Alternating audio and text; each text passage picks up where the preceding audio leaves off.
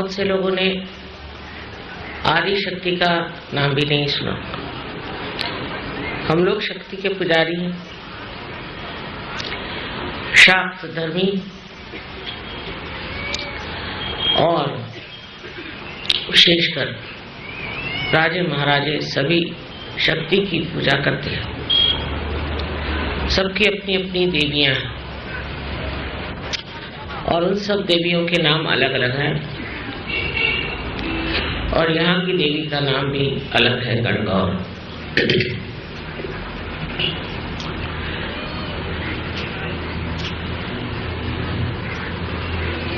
लेकिन आदिशक्ति का एक बार अवतरण इस राजस्थान में हुआ था,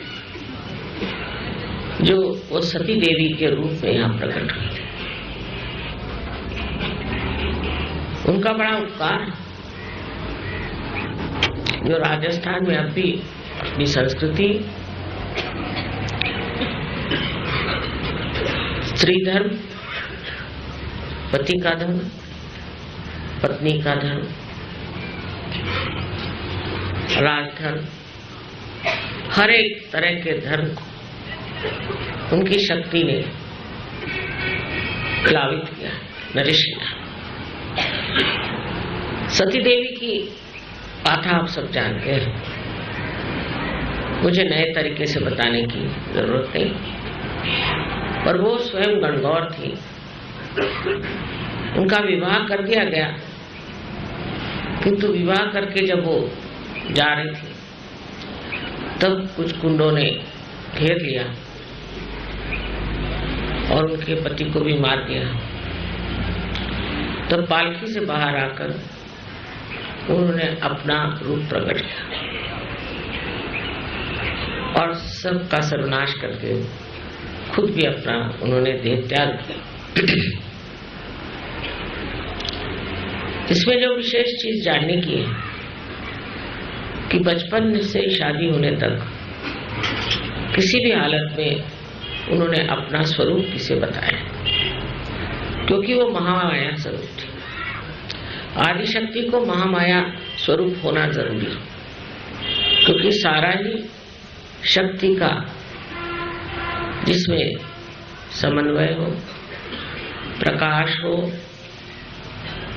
और हर तरह से जो हर एक शक्ति की अधिकारिणी हो, उसे महामाया का ही स्वरूप लेना पड़ता है।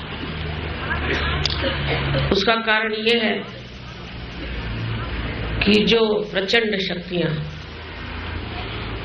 इस स्वरूप में संसार में आती हैं, सबसे पहले सुरभि के रूप में आई थी ये शक्ति।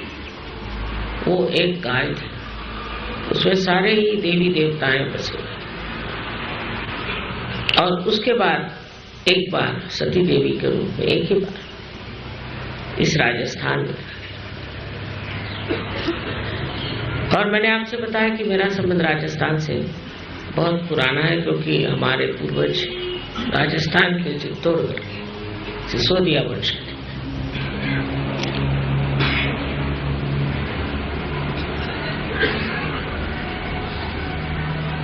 आदिशक्ति की अनंत शक्तियां हैं और ऐसी कोई शक्ति नहीं है जो उनके पास नहीं। लेकिन उन शक्तियों को छिपा कर ही रखना पड़ता है। उसके दो कारण। एक तो कारण ये कि लोग अगर जान जाए ये आदिशक्ति है तो हर प्रकार के लोग उन पर प्रहार कर सकते हैं, क्योंकि ये लोग सब बिल्कुल दुष्ट है, जाहिल है और परमात्मा के विरोध में खड़े हो। भगवान के नाम पर पैसा कमाते हैं और उसका दुर्व्यवहार करते हैं। ये सारे ही लोग अगर जान जाए कि आदि शक्ति संसार में है तो या तो भाग खड़े हो जाएंगे या सब जुट करके ये कोशिश करेंगे कि किसी तरह से आदि शक्ति का कार्य इस कलयुग में हो न पाए। उसके लिए बहुत जरूरी है कि महामाया का स्वरूप लेंगे।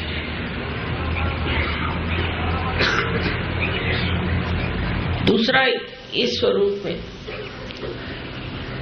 एक बड़ा गहरा काम, सूक्ष्म काम करना है जो कभी भी किसी ने आज तक नहीं किया। वो है सामूहिक चेतना। सामूहिक तो थोड़ी छोड़िए, एक ही आदमी को पार कराने में लोगों को सालों लग जाते हैं। इस कार्य को करना है और वो भी बखूबी इस तरीके से कि किसी को कोई भी हानि न पहुंचे। ऐसे ही जैसे नाव में बिठा करके आराम से दूसरे किनारे पहुंचाते।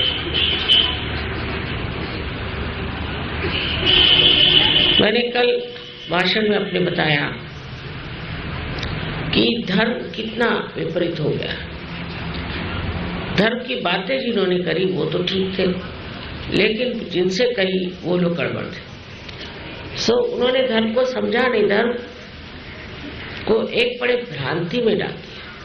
अगर कोई आदमी सोचने लग जाए अपने धर्म के बारे में तो वो भाग खड़ा हो जाए, क्योंकि धर्म के नाम के पीछे जो तौर तरीके हैं वो बहुत भयंकर।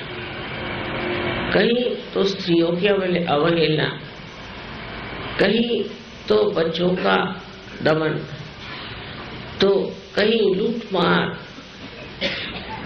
हर तरह के गलत काम धर्म के नाम पे लोग करते। एक बार बंबई में बहुत सी गीता छप करके बाहर से आए तो लोग बड़े खुश हुए कि अब हमारी गीता लंदन में छपने लगी। इससे बढ़कर और क्या बात होगी। हिंदुस्तानी तो ऐसे ही अंग्रेज के पैर पे लौटता रहा, और अब गीता अगर वहां छप गई तो हिंदुस्तानियों ने सोचा वाह क्या कमाल हो गई। पर एक कोई शून्य थे कस्टम ऑफिसर के दिमाग में आया कि आज तक कोई अंग्रेज सीधी सादी हमारी हिंदी भाषा नहीं बोल सकता, तो ये कौन माई का लाल निकला है जिसने गीता को लिखा है संस्कृत में। कुछ तो भी गड़बड़ हो। तो उन्होंने एक किताब खोली तो देखा उसमें विस्की। समझ गए, सारी किताबों के अंदर विस्की और ऊपर से गीता। तो मतलब ये कि गीता बहुत ऊंची चीज है। हिंदुस्तानियों के लिए गीता का नाम लेते, चाहे वो कुछ जाने न जाने, माथे लगा लेते। लेकिन उसको कैमोफ्लेज जो बोलते हैं कि जो इस तरह से छिपाने की शक्ति है, वो कमाल की गीता को इस्तेमाल करो। कोई सी भी समझ लिया अपने यहाँ टेबल गद्दी हो गए तो उस पर फौरन हम प्लास्टिक बिछा के दूसरा टेबल क्लॉथ बिछा के उसको सुंदर कर लें।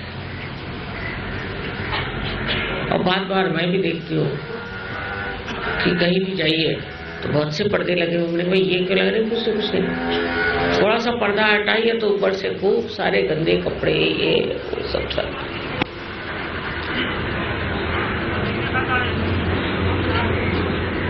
ऐप छुपाने की भी हमारे महामाया शक्ति में एक बहुत बड़ी खूबी है। क्योंकि ये लोग कहां से तो सीख के आए होंगे, चाहे हमने नहीं सिखाया हो, किसी ने तो इनको सिखाया है कि ये ऐप अपने कैसे छिपाए जाए और छिपा के उसको किस तरह से बचा लिया जाए। जो हमारे ऐप हैं उसको हटाने के लिए हम प्रयत्नशील नहीं होते, उसको छिपाने में प्रयत्नशील होते और दूसरों के ऐप देखने में हम बड़े होशियार होते। अब ये बिल्कुल विपरीत बात है। महामाया की शक्ति इसलिए बनी और अवतीर्ण हुई कि आपके अंदर जो दोष है वो निकाले जाए और उसको अपने शरीर में आत्मसात करें और फिर उसकी सफाई करें। ये कार्य बड़ा कठिन है, ऐसा मुझे लगता था शुरू में, लेकिन ऐसे कोई खास ऐप वाले लोग मेरे पास आए नहीं कि मुझे जो बड़ा दुख उठाना पड़ा। सही बात तो ये कि वो लोग मुझे देखते ही भाग जाते होंगे शायद, इसलिए ये मेरे सामने कभी प्रश्न खड़ा था। पर आश्चर्य की बात है कि जो लोग भूत से ग्रसित हैं या जो लोग हमेशा बुरे काम करते हैं और जो लोग गुरुघंटाल हैं, वो सब मुझे अच्छी तरह से जानते हैं। न जाने कैसे, या तो उनकी आंखें पीछे की ओर हैं या जो भी थी, वो मुझे पहले पहचानते हैं, सहयोगी नहीं पहचान पाते। हो सकता है उनकी आंखें चकाचौंध हो जाती, मुझे समझ में आता। पर आप किसी भी भूतग्रस्त आदमी को ले आइए, वो थर थर कांपने लगेगा और ऐसा भागेगा कि आप सोचे किसी ने हंटर मारा है।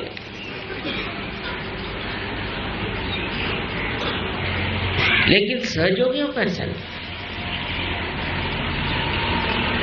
लेकिन उनको पहचान भी उतनी नहीं है। अच्छी बात है, क्योंकि आदिशक्ति का एक स्वरूप जो महाकाली का है उसे आप देख लें तो वो पूरा गया भयंकर है। ये देख सकते हैं, ये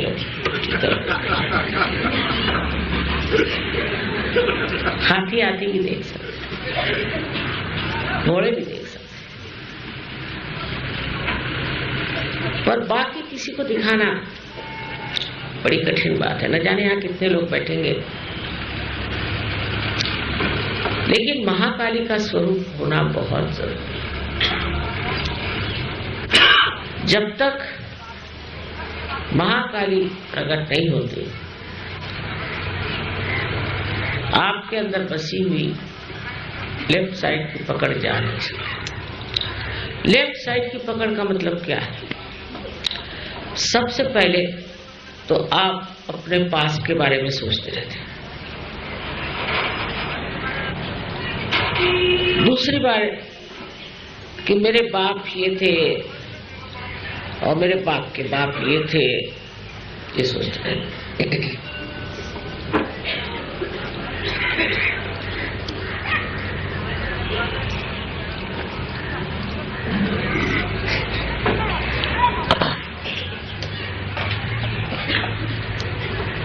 नसीब है उनको अपना पूर्व जन्म याद नहीं आता, पर पूछेंगे माँ मैं पूर्व जन्म में कौन था।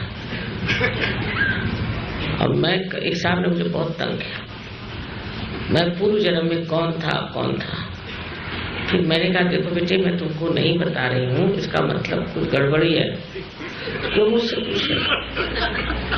इस जन्म में अच्छा है तुम मेरे साथ हो, क्यों मुझे बार बार पूछ रहे हो कि मैं पूर्व जन्म में कौन था? उससे तुम्हारा क्या लाभ होने वाला? नहीं मतलब मुझे लगेगा अच्छा अगर मैंने कहा कि तुम पूर्व जन्म में जयपुर के महाराजा थे, समझ तो तुमको गद्दी मिल जाए, वहां जाओ तो वहां भगा देंगे सब। तो पूर्व जन्म की बात क्यों करते हो? क्योंकि क्योंकि मुझे एक ज्योतिष ने बताया था कि मैं पूर्व जन्म में कहीं का राजा था। मैंने कहा लक्षण तो दिखते नहीं तुम्हारे अंदर राजा का। अब तुमको उसने ज्योतिष ने बताया तो तुमसे पैसे ऐंठने के लिए तुमने राजा जैसे कुछ गले का कंठा वंठा दिया उसको, कैसे पैसों में टाल दिया। कहीं माता जी आप मजाक कर रहे हैं। मैंने कहा कि बेवकूफी की बात कर रहे हैं तो मैं क्या, यहाँ तुम अपना पूर्वजन्म पूछने के लिए मेरे पास आए। मैं कोई ज्योतिष शास्त्र जानती हूँ, मुझे इसमें कोई भी किसी भी तरह की दिलचस्पी नहीं। तुम ज्योतिष शास्त्र के पास जाओ और वो तुमसे कहेगा कि तुम इंग्लैंड के राजा थे तो दे दो उनको कुछ। वो लोग इंग्लैंड के राजा वगैरह कुछ नहीं देते, वैसे उधर के लोगों में विश्वास ही नहीं। पर समझ लो आप कह दो कि हम राजा, आप राजा हरिश्चंद्र थे, चलो कुछ भी वो कह दे। अब इसी बात को लेकर के बैठ गए कि पिछले जन्म में मैं ये था और पिछले जन्म में वो था। तब महाकाली का स्वरूप कर दिखाया, सारे जन्म भूल जाए, उसकी बहुत जरूरत। महाकाली के स्वरूप के सिवाय ऐसे पागल छूट नहीं सकते। और मैंने देखा कि बहुतों ने देखा है, क्योंकि वो जो भागे तो फिर आए नहीं।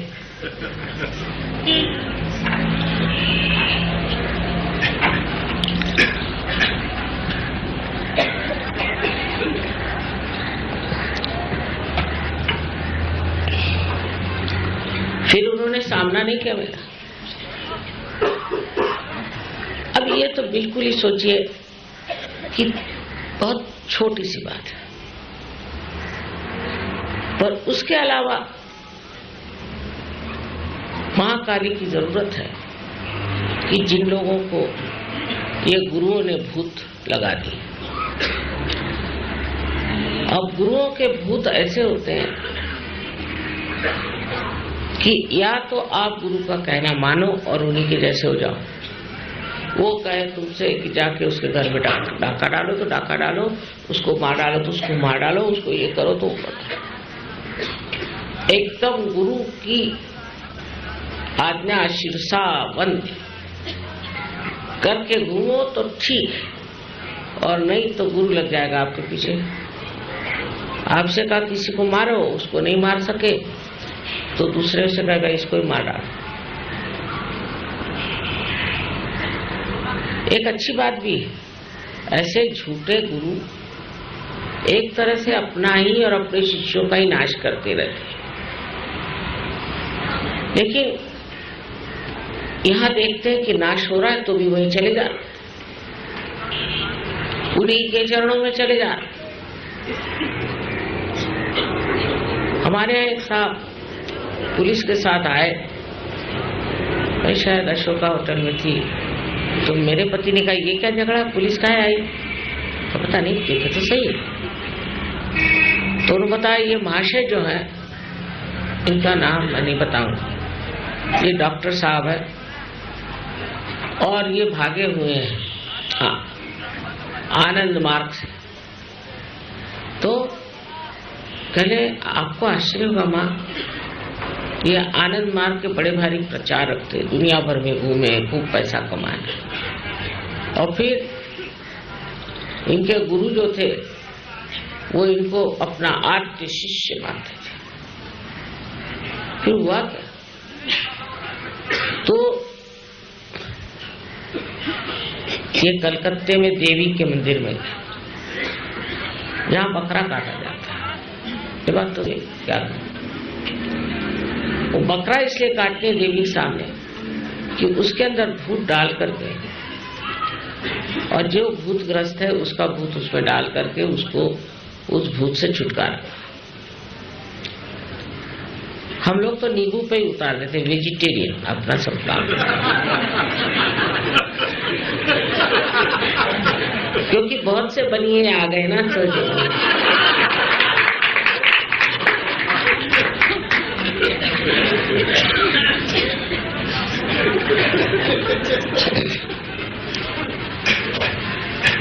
सो नींबू को काट करके निकल जा, भाग।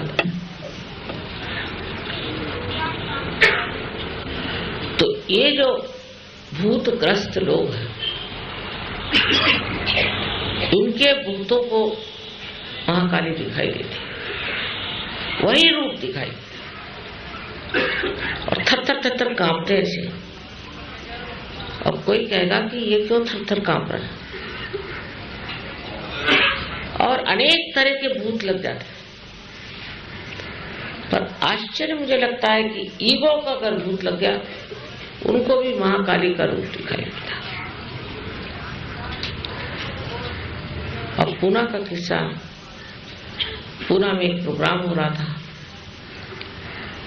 तो उन्होंने कहा कि हाँ माता जी तो ब्राह्मण नहीं है, तो हमारे यहाँ तो प्रोग्राम नहीं हो सकता, तो ब्राह्मण होगा वही आएगा। तो वहाँ के जो कार्यकर्ता थे, अच्छा ठीक है हम पेपर में दे देते हैं, माता जी ब्राह्मण नहीं है, यहाँ प्रोग्राम नहीं हो रहा, दूसरी जगह प्रोग्राम करते। ना ना ना ना ऐसे नहीं करो, नहीं ये आपको नहीं दिखाना है। अच्छा ठीक है फिर हम करते हैं एक प्रोग्राम। मुझे किसी ने कुछ बताया नहीं, तो मैंने कहा कि अच्छा आप में पता नहीं कैसे ये दिमाग में बात, आप में जो कोई ब्राह्मण हो मेरे और हाथ करे, दोनों ऐसे।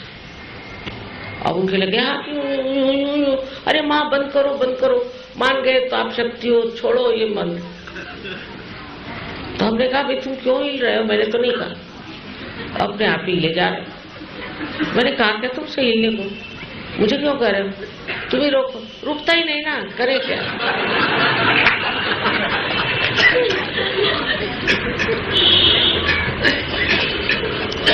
तो मैंने कहा देखो मैंने तो नहीं कहा,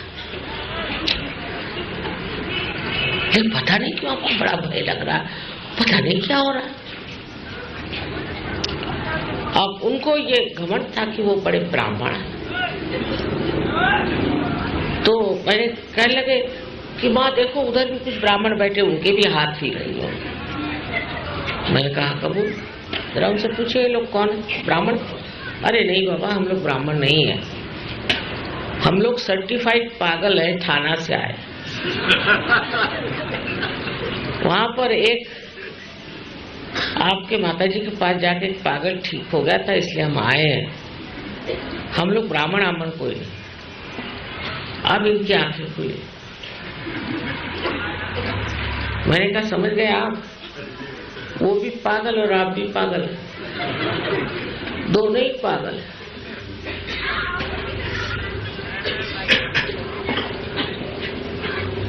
तब उनके हाथ छूटे। शुरुआत में तो बहुत ज्यादा महाकाली का प्रकार था, कुछ समझ में नहीं आता था कि ये महाकाली जी अब अपना प्रताप कुछ कम करे तो मैं दूसरे भी काम करूं। पूना में तो ये हाल हो गया कि मेरी एक नीस है, उससे मैंने कहा कि खंडिया ले आप किसी, तो बाजार में गई कि भाई 1 रुपए की हंडी 10 रुपए बिक रही। तो उसने कहा इतनी महंगी कैसे हो गई, 1 रुपए की 10 रुपए में। वो कहा कोई माता जी आई है, वो हंडियाओं पे अंगाती, हंडियों पे हंडिया सब बिक गई, ये सब लोग हंडिया लिए चपल। मैंने कहा पूना में इतने भूत, बाप रे, कुछ समझ ही नहीं आता। मैंने कहा हंडिया लेके आओ, नींबू लेके आओ, तो बैठो। और जो नहीं लाए उनकी आंखें लगी घूमने, वो लगे घूमने। मैं तो उठ के चली गई। मैंने कहा भाई मेरे सारा यहाँ भूतों का जमघट, जो लोग हंडिया लेके बैठे थे वो तो कुछ ठीक थे, और बाकी के जो थे वो खड़े होकर के हूँ हाँ ही करने लगे। तो मैंने कहा कि भाई ये अगर महाकाली की शक्ति कुछ कम हो जाए तो अच्छा। अब ये एक चीज ठीक करने के बाद दूसरे आ गए। माने कौन? इसको आप साइकोसोमैटिक कहते हैं, माने कैंसर, ये मस्कुलर, ये वो दुनिया भर की बीमारियां जो डॉक्टर लोग नहीं ठीक कर सकते। ऐसा मानेंगे नहीं, डॉक्टर मानते नहीं, जब तक पेशेंट मर नहीं जाएगा खींचो पैसे। एक साहब किडनी एक्सपर्ट, उनको किडनी ट्रबल हो गया।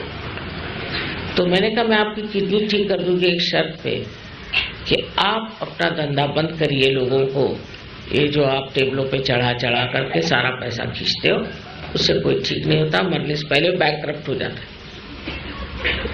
डायलिसिस बंद आप करो तो मैं तैयार हूँ। हाँ माँ मेरी आप किडनी ठीक कर रही है। ठीक कर दी, पर 2 महीने बाद फिर चालू उनकी दुकान। डॉक्टर लोग कब सच बोलते और कब झूठ बोलते भगवान जाने। फिर उनको किडनी ट्रबल हो, तो मेरे पास आए, यूं उनका हाल होने लग गया। मैंने कहा इस बार क्या हुआ? पहले फिर से किडनी ट्रबल है। मैंने कहा वो नहीं, अब कैंसर चल पड़ा, अब घबराए बहुत। मैंने कहा मैंने आपसे कहा था आप फिर से चालू कर दिया अपनी दुकान। अब माँ मैं पेट कैसे भरूंगा, मैंने इतने रुपए की मशीनरी मंगाई है, ये कर रहा हूँ वो कर रहा हूँ। मैंने कहा बेच डालो किसी को, खत्म कर। और सुना हुआ भाई नहीं महाराज, जय जो।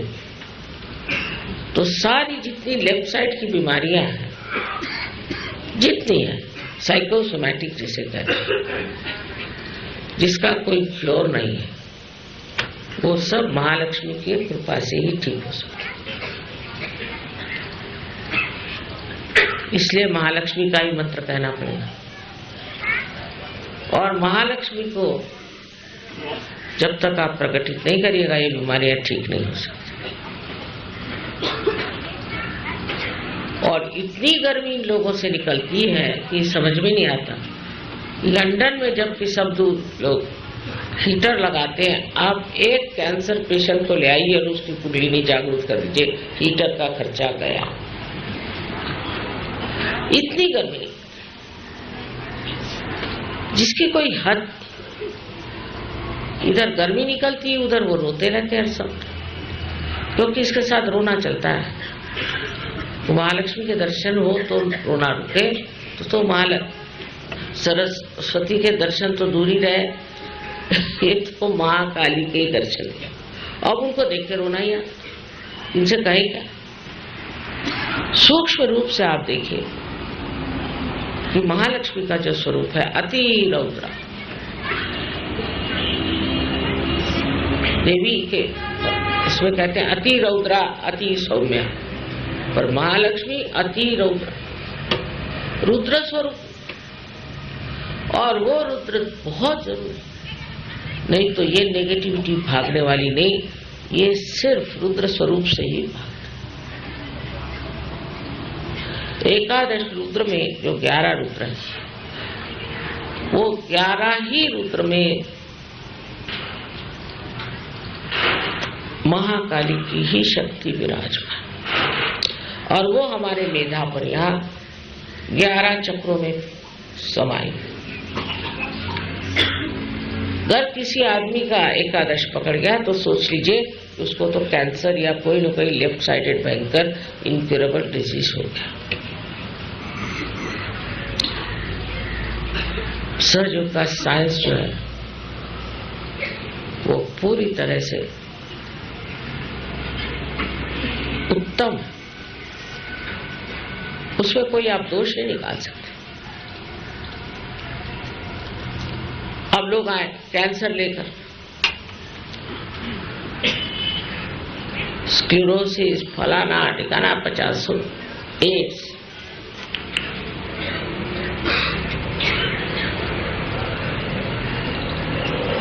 अब कहने लगे कि माँ हम तो कभी किसी गुरु के पास गए नहीं। अरे भाई गुरु के पास नहीं गए, तुम्हारी माँ गई होगी, तुम्हारे बाप गए नहीं, वो भी नहीं हो। फिर हाँ रजनीश की किताबें पढ़ी थी, अच्छा, और सत्य साई बाबा का फोटो हमारे घर में, और एक दो जोड़ लो मैंने कहा, तो और 2-4 और बीमारी आ जाएंगी, फिर आना वहां जाएंगे, बीमारियां पकड़ेंगे और यहाँ आएंगे। तो उनमें उन पर तो रुद्र स्वरूप देवी का दिखना चाहिए ना। क्या भूतों से कहा जाए आ बेटे बैठ, अच्छा तू खाना खा फिर पानी। मेरे बहुत लोग पूछते हैं कि माँ देवी का रुद्र स्वरूप कैसे हो सकता, अगर वो माँ है तो माँ का स्वरूप रुद्र कैसे हो सकता। तो नहीं, बच्चों को ठीक करने के लिए रुद्र स्वरूप धारण भी करना।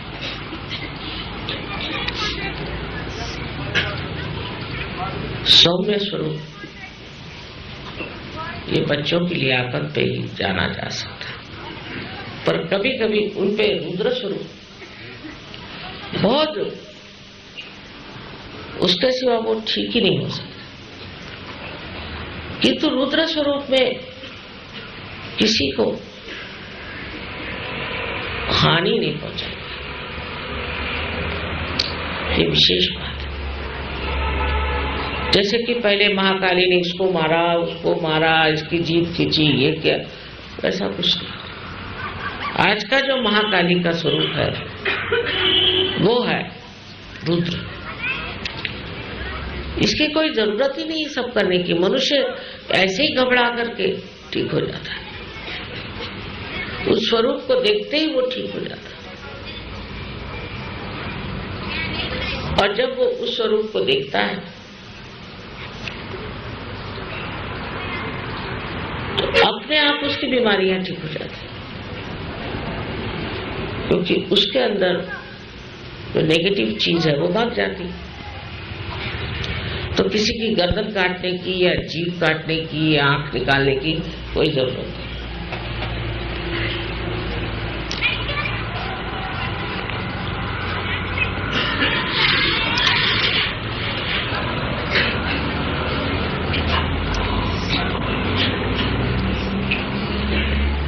महाकाली का स्वरूप अगर कलयुग में ना इस्तेमाल किया जाए तो सहयोग का कार्य ही नहीं हो सकता, क्योंकि इन नेगेटिव फोर्सेस के कारण सारे चक्र पकड़ जाते हैं और चक्र ठीक किए बगैर कुंडलिनी चढ़ेगी नहीं। इसलिए महाकाली का स्वरूप बहुत वंदनीय और सराहनीय, जो कि किसी को शारीरिक, मानसिक, बौद्धिक किसी भी प्रकार की हानि नहीं पहुंचाए, सिर्फ उसके स्वरूप से ही जो बुरी बातें हैं वो भाग जाती हैं। अब मियाँ बीवी के झगड़े ये सबसे बड़ा प्रॉब्लम है आजकल, क्योंकि बीवियां पड़ गई और मियाँ चाहते हैं कि बीवी बिल्कुल देहाती हो, और वो देहाती तो है नहीं, तो उसको देहाती कैसे बनाएंगे। एक बार शहरी हो गए तो शहरी हो गए, चाहे आप लहंगा पहन लीजिए और चाहे आप पैंट पहन लीजिए, दिमाग तो शहरी हो गए। अब जब शहरी दिमाग हो गए तो उसके बाद जो स्त्रीत्व था वो तो कम हो ही जाता है, पुरुषत्व ज्यादा आ जाता है, स्त्रीत्व कम आ जाता है।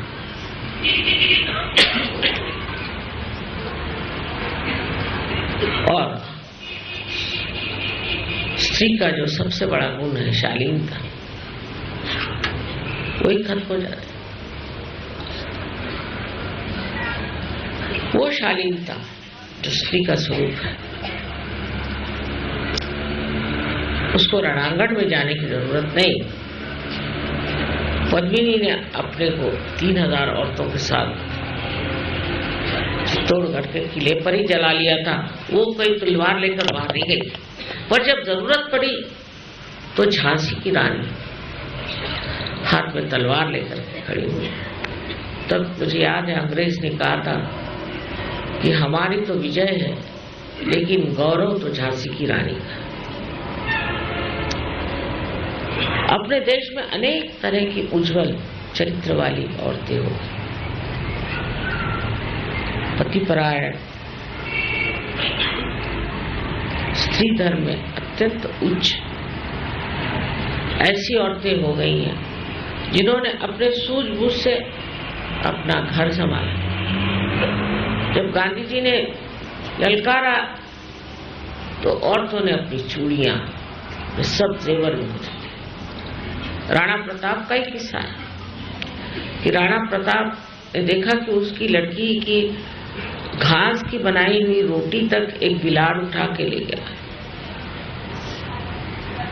तो उनके मन में शंका हो, मैं क्यों ऐसा कर रहा हूं? अपने अहंकार के लिए मैं अकबर को शरण क्यों नहीं जाता? तो वो चिट्ठी लिखने बैठे अकबर को। उस वक्त क्षत्राणी उनकी पत्नी की शक्ति जागृत हुई, हाथ में भाला लेकर उसने अपने लड़की पे लगा और कहा कि मैं तुझी को मार डालूं, जिससे ये जो कमजोरी इनके अंदर आई है ना। तब राणा प्रताप की आंख खुली।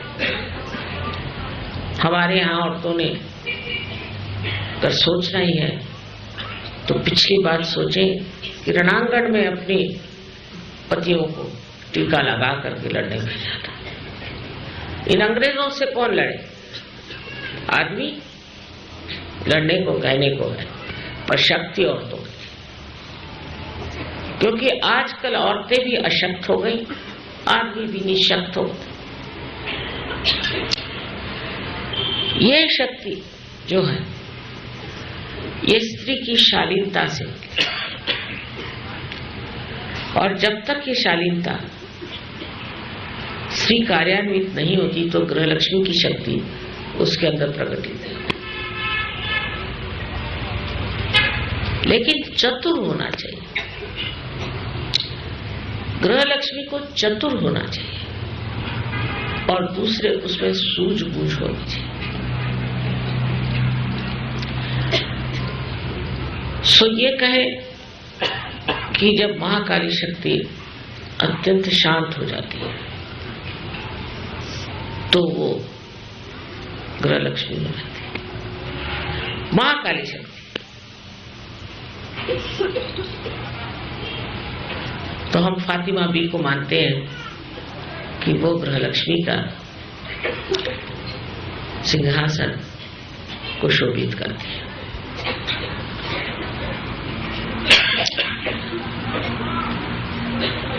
महाकाली की इस शक्ति से स्त्री अपने बच्चे को ठीक रास्ते पर रखती है, अपने चरित्र को उज्ज्वल रखती है।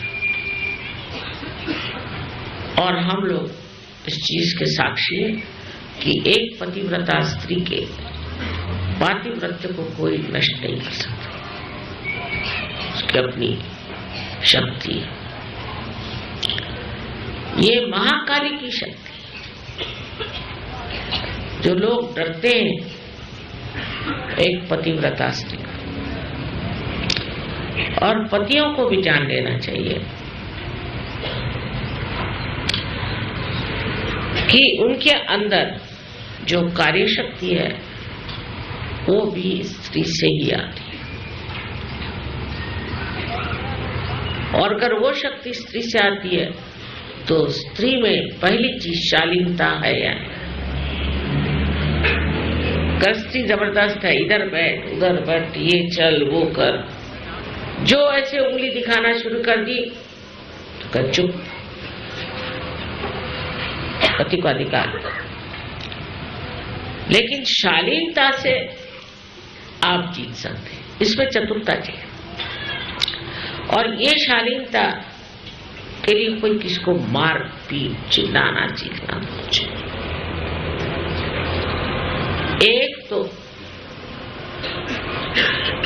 शालीन स्त्री में हास्य रस बहुत प्रस्फुटित होना चाहिए। किस चीज को वो हंसी में डाल दे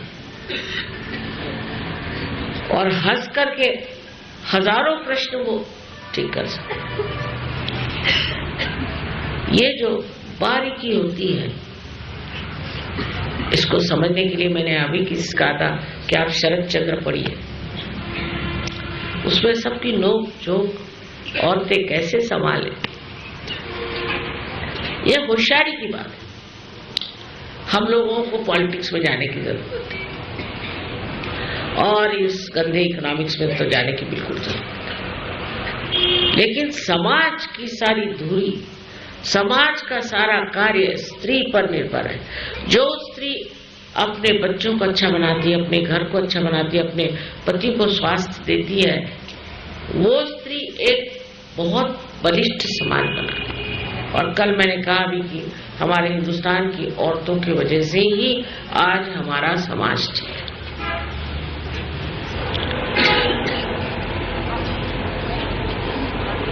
पर स्त्री का स्वभाव शालीन होना चाहिए और उसकी शक्ति भी शालीनता, उद्दामता में नहीं। उसको दंड ठोकने की जरूरत नहीं, बिल्कुल। उसकी जो शालीनता है, उस शक्ति पर वो सारे दुनिया को जीत सकती है। उसकी चाल ढाल, उसका ढंग एक देवी स्वरूप है। सो महाकाली शक्ति तो अनेक चीजों पे बैठती है, उसके अपने अपने वाहन हैं।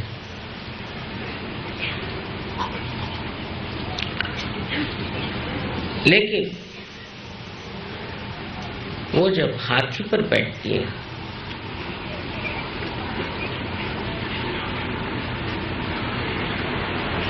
तो उसे ललिता गौरी कहते हैं।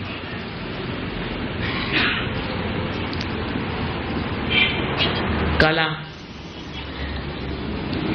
हाव भाव उसके सब बहुत इज्जतदार, सुंदर होते। जरूरी नहीं कि आप घूंघट, जरूरी नहीं कि आप सर ढकें, लेकिन आंखों में शालीनता हो। शालीन बहुत बड़ा शब्द, इसमें बहुत सी चीजें समाई हैं। क्योंकि जो रुद्र स्वरूपा है, उस रुद्र स्वरूपा को अगर सौम्य स्वरूप होना है, इसीलिए कहा है कि आप घूंघट ले लो, सर ढक लो, बुर्का ले लो, क्योंकि आप महाकाली, जो आपको देख ले वही भस्म हो जाए, जो विधि निगाह से आपको देखे वही खत्म हो जाए। आपके संरक्षण के लिए नहीं, प्रोटेक्शन के लिए नहीं, लेकिन वो दूसरे के जो आपके ऊपर बुरी निगाह डाले वो भस्म हो, वो नष्ट हो जाए। ऐसी ये महाकाली की महान शक्ति है। दिखने में तो बहुत ही सोज्वल, बहुत शालीन, अंदर से उसकी शक्ति जो है वो अंदर से कार्यान्वित होती है। तो महाकाली को लोग कहते हैं कि ये तो बड़ी रुद्र शक्ति है माँ, किंतु इसकी शालीनता देखने पे आश्चर्य होता है कि क्या ये महामाया है। देखो कि है तो महाकाली और इतनी शालीन, जैसे नववधू जैसे, वाह वाह क्या कहना इसका। ऐसी शर्माएगी, ऐसे मीठी बोल बोलेगी जैसे फूल जड़ रहे, ऐसे प्यार करेगी कि विश्वास नहीं।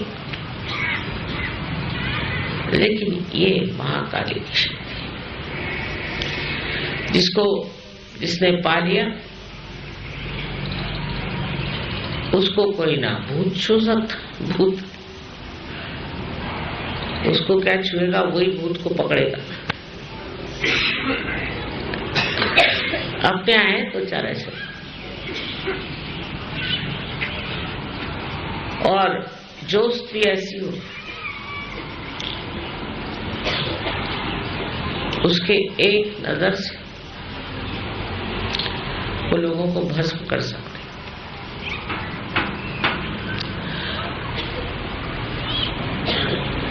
अब दूसरी शक्ति महासरस्वती की,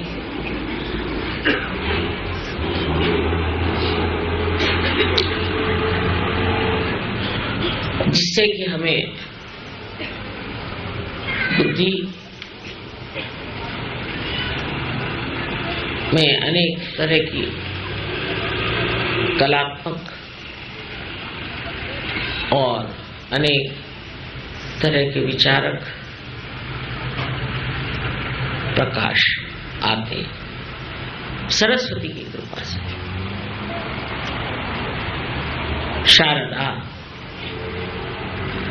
शारदा की कृपा से हमारे अंदर अनेक विचार, बड़े सुंदर, बड़े शांत, बहुत शीतल, बहुत कविताएं आती हैं, पर रोने गाने वाली नहीं।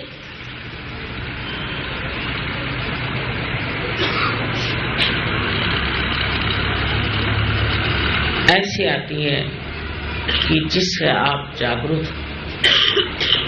बड़े बड़े राष्ट्रीय गीत लिखे गए, देश के बारे में न जाने लोगों ने क्या क्या लिखा, अब वो सब कविताएं चली गई, भी ये गंदे फिल्मी सॉन्ग्स बजते रहे और गणेश जी के सामने, क्योंकि सुबुद्धि ही नहीं है मनुष्य में। सुबुद्धि नहीं है तो बेकार के काम करते रहे, बुद्धि से कुछ भी निकाल।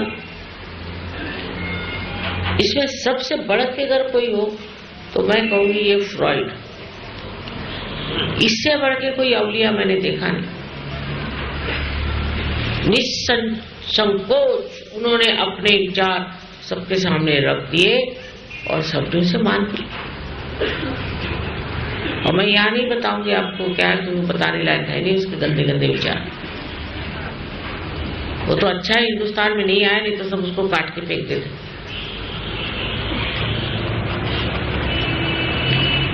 और उस आदमी का लिखना, एक उसकी लाइन पढ़िए तो आप जान जाइए कि ये बड़ा ही बेशर्म आदमी है, या भूत है, राक्षस है, जो भी है।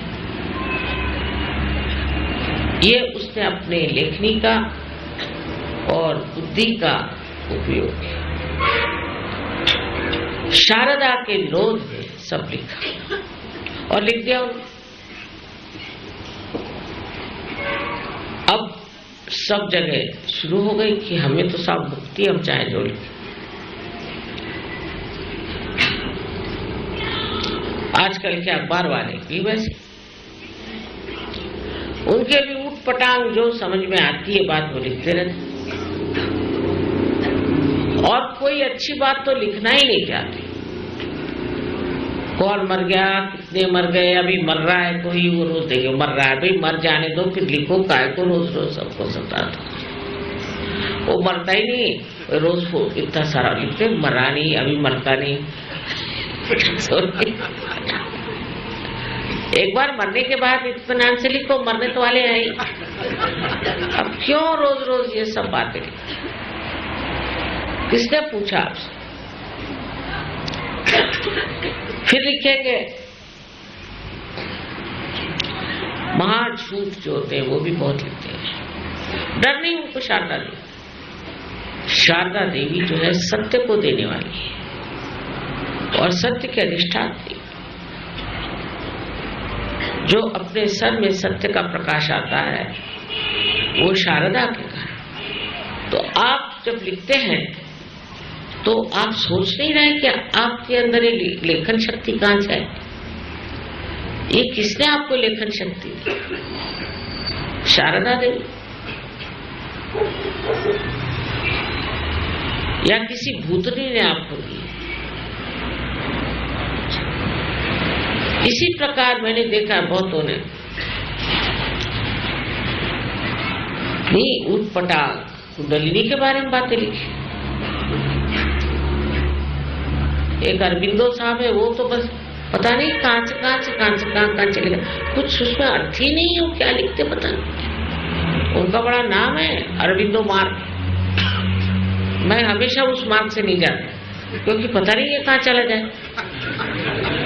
जहां उसकी खोपड़ी गई वही लिखता गया लिखता गया लिखता गया, और कुछ भी उसमें की बात सत्य नहीं। अब वो सावित्री की कथा गाई उन्होंने, अब सावित्री का ये, अरे क्या करने का है। और उनकी जो वो थी, वो जो भी उनका रिश्ता रहा हो मुझे नहीं पता, वो जो माता जी जो थी वो 50 तो उनके मुंह पर शिकने पड़ी हुई, और कहीं ये जवान होने वाली, अभी देखिएगा जवान होगी। वो मर गई, गाड़ दिया तो भी अभी जवान तो हुई नहीं। और उनकी किताबों पे किताब, ऊट पटांग ऐसी किताब, ऐसे धर्म पे न जाने कितने लोग लिखते। फिर आजकल के इंटेलेक्चुअल्स निकल आए दूसरे अक्लमंद। मैंने पढ़ा, एक साहब है, नाम भूल गई मैं, वो अपने को बड़े भारी लेखक समझते हैं, पंजाबी है, पंजाबी, कभी उन्होंने संस्कृत पढ़ा नहीं होगा, और लिखते क्या है कि कृष्ण ये जो थे ये शूद्र धर्म के थे, या शूद्र थे और काले थे, और राम जो थे वो ब्राह्मण धर्म के थे। अरे मैंने कहा ये और इसलिए इनको शूद्र मानते हैं और उनको ब्राह्मण मानते हैं। अच्छा, ये कौन से शास्त्र में से आपने लिखा? सच बात तो बताऊं कि जवाहरलाल जी ने भी जो किताब लिखी है वो डिस्कवरी किसी और चीज की होगी, इंडिया की डिस्कवरी की, नहीं सुपरफिशियल, इतनी ओछी किताब। ये हिंदुस्तान की बात लिख रहा है, कोई गहराई नहीं, जो देखो वो किसी पे भी लिखना शुरू कर। अभी तक मैंने कुछ नहीं लिखा। मैं सोचती हूँ कि सबके खोपड़ी में जाए ऐसी बात लिखूं। अभी तो सबकी खोपड़ियां इतनी खुली नहीं है, और किसी ने भी नहीं लिखा। ईसा ने नहीं लिखा, मोहम्मद साहब ने नहीं लिखा। हाँ, मोहम्मद साहब ने तो कुछ भी नहीं लिखा, उनको तो लिखना ही पढ़ना नहीं आता था बेचारा। 40 आदमियों से उन्होंने बताया कि भाई ये मुझको मालूम हुआ, रेवलेशन हुआ है, ये ऐसे ऐसे। उनको भी लिखना पढ़ना नहीं आता,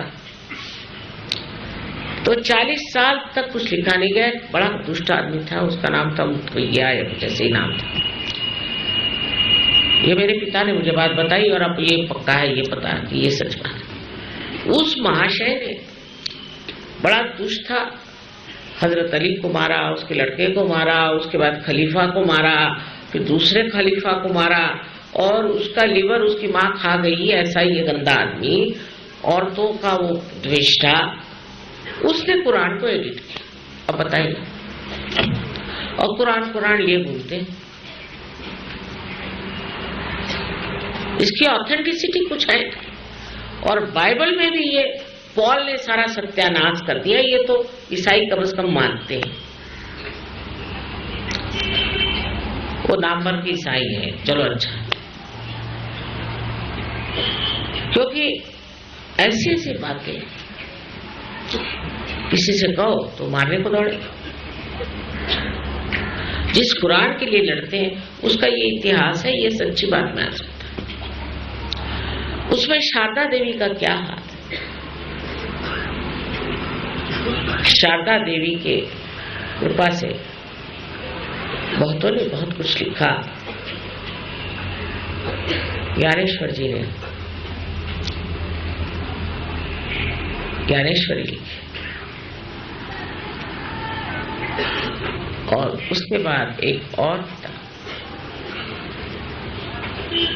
इतनी सुंदर है कि ऐसा लगता है आप अमृत पी रहे।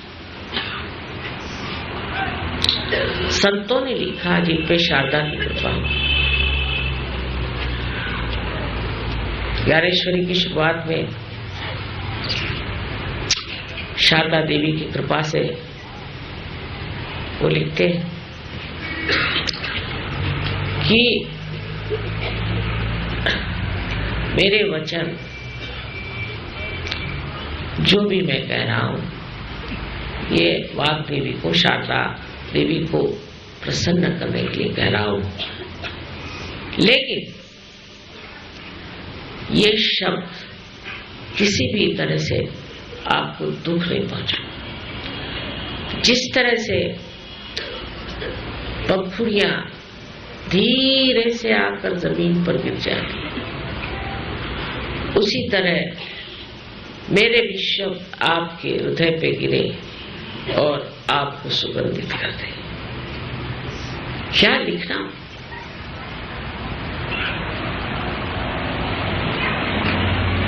इतनी सुंदर कविता और इतना सौम्य उसका स्वरूप कि ऐसे लगता है जैसे आप अमृत का रस पा।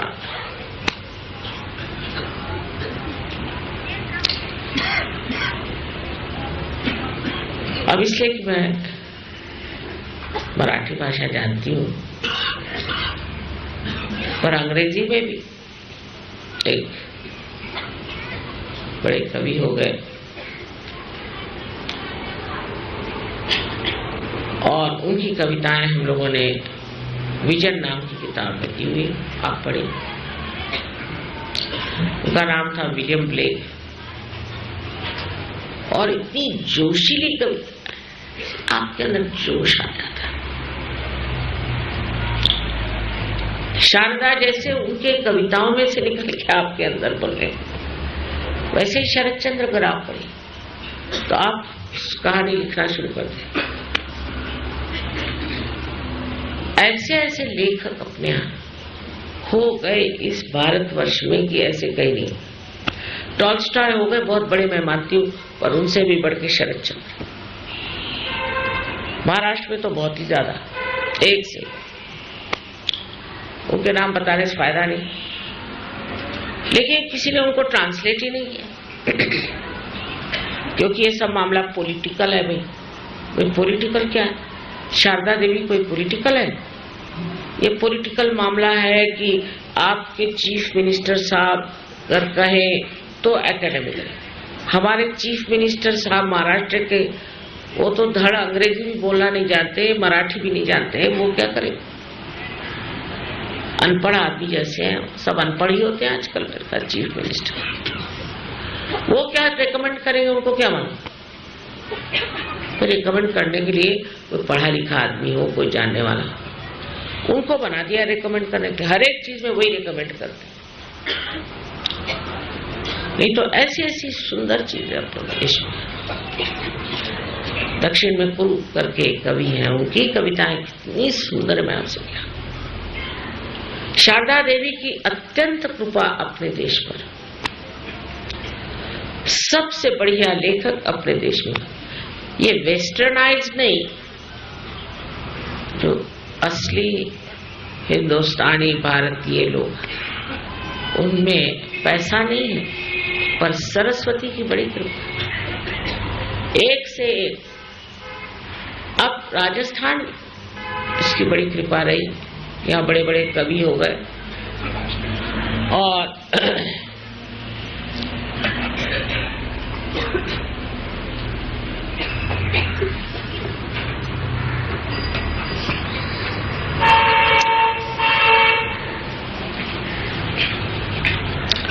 यहाँ से अलेक्जेंडर भी यहाँ की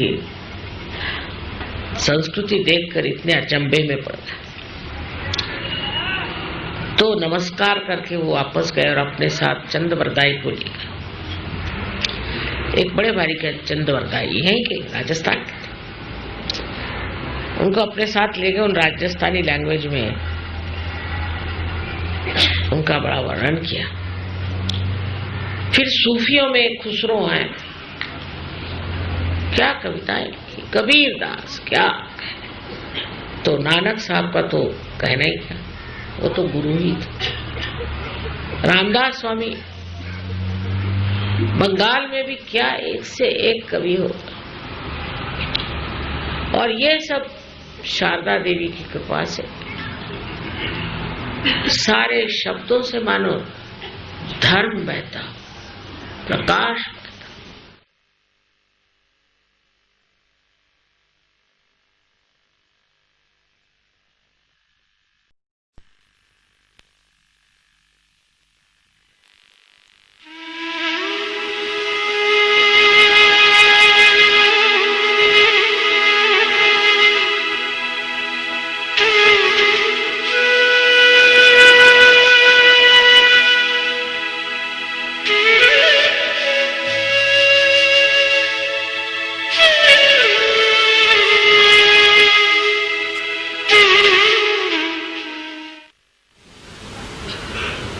सारे ही इनके शब्द व्यवस्थित, ऐसा लगता है कि निर्विचारिता में लिखे इन्होंने। इतने शुद्ध वर्णन, ये हम जरूर कहेंगे कि सबसे ज्यादा संस्कृत में और उसके बाद मराठी में ही आध्यात्म पे किताबें बढ़िया लिखी, न जाने बड़े गहराई से आध्यात्म पे काम किया गया। अब कोई कहे कि अंग्रेजी भाषा में भी इतना लिखा जाता है माँ, तो वहां क्या शारदा का कोई वो नहीं। अब यही सोचिए कि अंग्रेजी भाषा में आत्मा के लिए स्पिरिट शब्द है ना, शराब को भी स्पिरिट और भूत को भी स्पिरिट, ये कोई भाषा हो? ये शारदा देवी की कृपा से ऐसी भाषा है।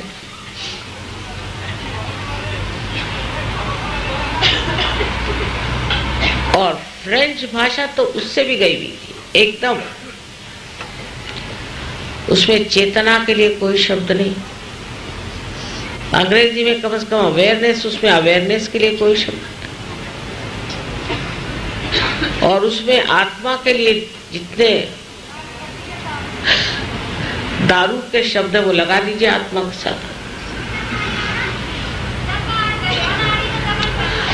ये क्या उन पर आशीर्वाद हुआ? कई बड़े बड़े लेखक हो गए, सब जो भी लेखक वहां हुए राजकारणी लोग राजकारण पर लिख गए।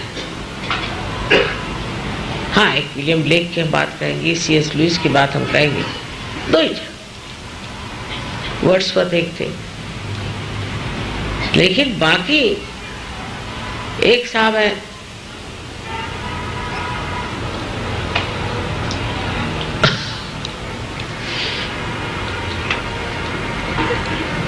उन्होंने कविता लिखी, वहां रोने की कविता, जैसे अपने यहाँ गजलें होती वैसे रोने की कविता बहुत चलती कि अच्छे भले घर में बैठे खाते पीते आदमी को नाटक बना के कविता लिखी कि मैं कहीं पे जाकर कैद हो गया, हुए कुछ नहीं, होते तो पता चलता, कोई कविता ना, और कैद में ये हुआ और मेरे बाल सफेद इसलिए नहीं हुए और फलाना नहीं हुआ ठिकाना नहीं हुआ, ऐसा।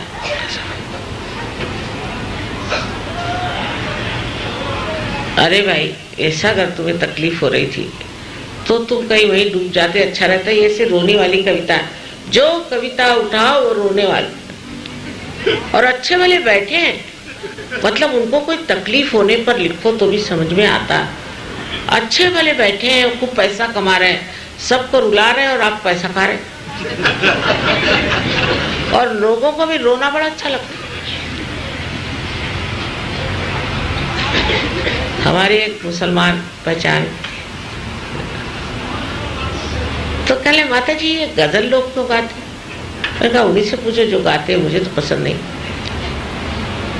कहने लगे कि जितने लोग गजल पसंद करते हैं वो अपनी बीवी से प्यार नहीं करते, वो कुछ और ही से प्यार करते हैं।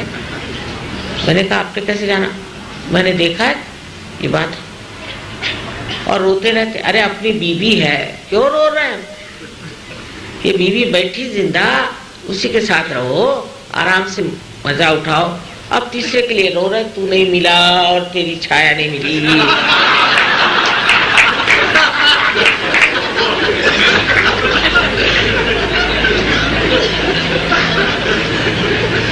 ये क्या शारदा देवी के आशीर्वाद में से होते क्या ऐसी कविताएं? ये सिर्फ लोगों को मूर्ख बनाने के लिए एक और तरह के लोग होते हैं। एक साहब हमारे आए थे बहुत दिन पहले की बात, तो उन्होंने शराब पे बहुत सुना था, बड़े मशहूर आदमी। शराब से ये होता है और फिर मधुशाला होता है और फलाना होता है। फिर मैंने कहा और जो रास्ते पे मरते हैं वो भी तो कहो। लेकिन मैंने फिर ऊपर एक कविता सुनाई, उसी वक्त मैं तो शीघ्र कवि हूँ।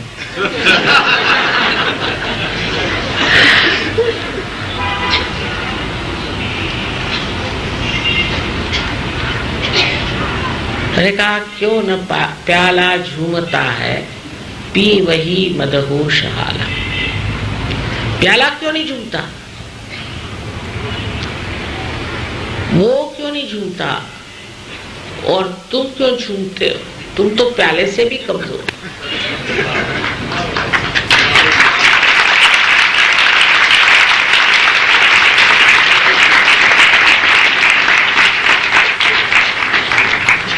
उसके बाद उन्होंने शराब की बात नहीं करी। कुछ समझ में नहीं आया। जब बीवी मर गई तो उसका सुनाया उन्होंने, उस पे एक कविता बना, और सुनते हैं 15 दिन बाद दूसरे शादी भी कर ली, फिर उस पे दूसरी कविता बना दी। जैसा मौका लग गया वैसे। इस प्रकार अपने देश में बहुत सस्ते टाइप के कवि पैदा हुए, और विशेषकर वो कवि जो कि भगवान सब चीज में घसीटते हैं और परमात्मा को मनुष्य के जैसा दिखाते हैं। ये तो महापाप है। और उन पे शारदा देवी की जो भी कृपा है, वो महाकाली के दरवाजे में जाने वाली है। माने विद्यापति साहब देख लीजिए, अब राधा और कृष्ण का पता नहीं क्या श्रृंगार सजा रहे। अरे उस कृष्ण को कहाँ टाइम, उस राधा को कहाँ टाइम कि श्रृंगार श्रृंगार करें। सारे विश्व की जिसको चिंता, और राधा, रा माने एनर्जी और धा माने धारने वाली, उसको क्या ये सब दुनिया भर का रोमांस करने की फुर्सत है? अब डाल दिया उनको रोमांस। यहां तक कि वाजिद अली साहब, जिनके 165 बीवियां हैं, तो भी वो साड़ी पहन के और राधा बनते थे और कृष्ण के साथ नाचते थे। क्या अब ये रोमांटिक पना जो है, इसमें कोई अर्थ नहीं, बेकार की बात है। तो साधु संतों को इससे क्या मतलब? वो तो कबीर को भी लोग कहते थे, कबीर ने कह दिया कि सैया निकस गए मैना लड़ी थी। अरे वाह, सैया निकस गए मैंने क्या कि प्राण निकल गए। खुसरो ने लिखा छाप तिलक सब दीनी, तो उसे नैना मिला। अब वो सूफी आदमी उस किससे नैना मिलाता है सिवाय परमात्मा? छाप माने मुसलमानों की पहचान, और तिलक माने हिंदुओं की। सब मैंने छोड़ दिया तुझसे जब मैंने आंखें। उन्होंने देहाती भाषा में, इस तरह की भाषा में लिखा, जैसे मेरा नैहर छूटोरी जाए। अब क्या वो बहुरानी थे क्या वो नैहर छोड़ने के लिए? क्योंकि गहराई नहीं है। तो सूफियों को भी हम सोचते हैं कि कोई फिल्म स्टार के फिल्मी गाने गा रहे, गहराई नहीं ना, समझ नहीं।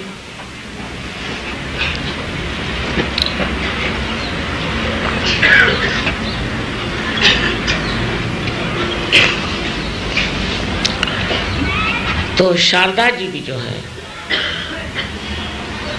वो भी कभी कभी महामाया स्वरूप हो जाती। जैसे ज़ेन के जो कवि लिखते हैं वो एक सहयोगी समझ सकता और कोई नहीं समझ सकता। वो जिस तरह से कोई चीज का वर्णन करते हैं, छोटी सी या जिस तरह के वो चित्र बनाते थे वो बहुत ही सूक्ष्म, और उसकी संवेदना सिर्फ एक योगी जन ही कर सकते और कोई नहीं कर सकता।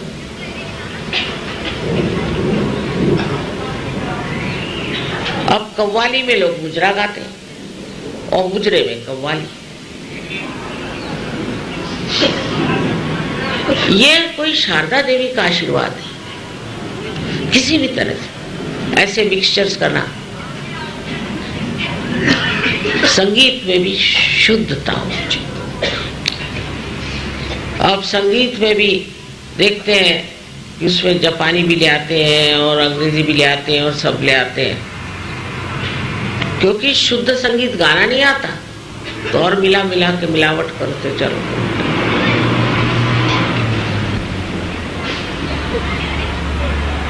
देहात में गाते हैं लोग कितने प्रेम से,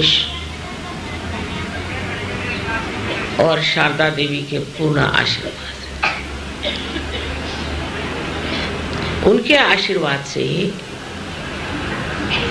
जितने महान ग्रंथ हैं वो बने संसार, जितने महान नाटक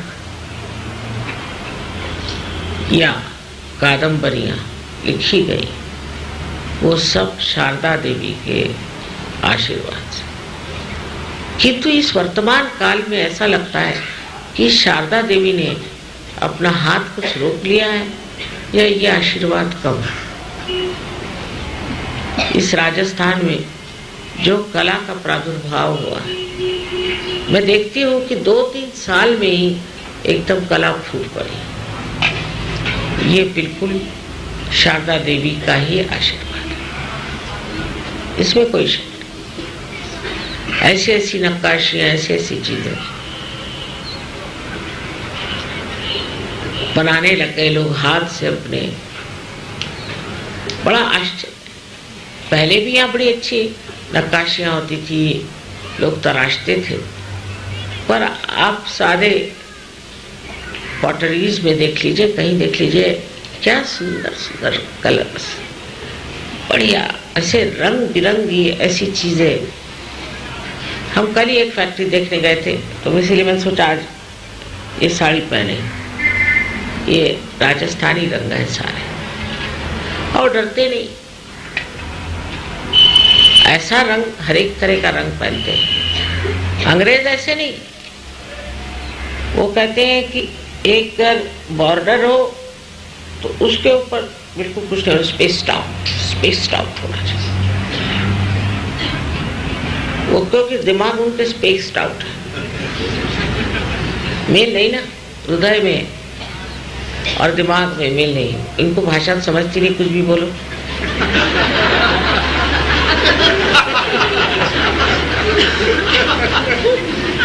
अब जब हृदय और दिमाग एक होगा तब लोग समझेंगे ये चीज क्या है, कि जिसे अंग्रेजी में एक्सुबरेंस कहते हैं। हमारे खुशी के जो आनंद समाया ये रंग बन के जब फैल जाता है, ये अपने ही देश में होली हो सकती है और किसी देश में।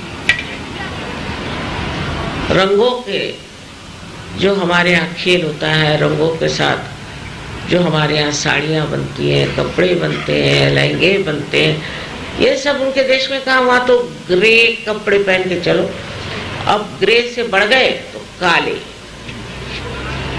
ऐसे भूत के जैसे शक्लें, और ऊपर से काले कपड़े पहन के घूमते। एक से उतरे तो दूसरे, उनकी कोई हिम्मत है ऐसी एक भी साड़ी बना के दिखा दे तो हम फिर से अंग्रेजों को मान लें। एक रंग बिरंगे हर तरह औरतों के ड्रेस होते हैं इस राजस्थान में, तो क्या कहने। ना सुंदर शारदा देवी ने यहाँ इन लोगों को बसाया। बस एक बात जरूर कहूंगी कि यहाँ सफाई का ख्याल करो। औरतें बहुत साफ है, घर वगैरह साफ रखती हैं, पर बाहर बहुत गंदगी है। आदमी लोगों को कोई मतलब ही नहीं है हमारे यहाँ बाहर से, सब कूड़ा बाहर बिकता है। और प्रदेश में बाहर साफ है क्योंकि आदमी लोग खुद साफ करते हैं। यहाँ आदमी लोग हाथ में झाड़ू लेके साफ करेंगे, अरे बाप रे, उनके तो सर का ताज उतर जाएगा।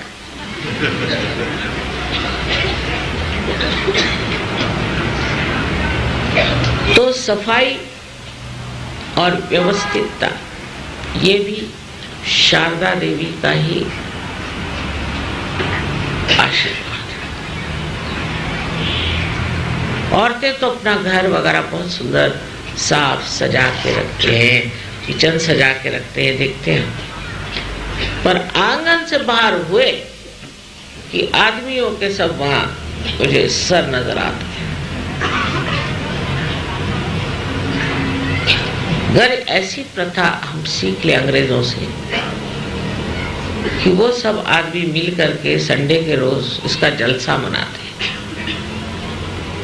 सब लोग आपस में बाहर निकल करके और सब मिल के जलसा करते हैं, चलो सफाई करेंगे, गार्डन ठीक करेंगे, ये करेंगे, वो करेंगे।